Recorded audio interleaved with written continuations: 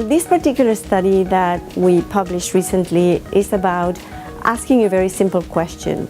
Can neurons in glaucoma regenerate their dendrites? So the approach we used was to look at the regeneration of dendrites. Dendrites are like a big antenna that receives thousands of signals and is important for the transmission of visual information. And what we did in this particular study was we used insulin, which is a drug that is already commonly used for the treatment of diabetes. And the big surprise was that ophthalmic drops of insulin promotes striking retinal ganglion cell regeneration and restoration of retinal function.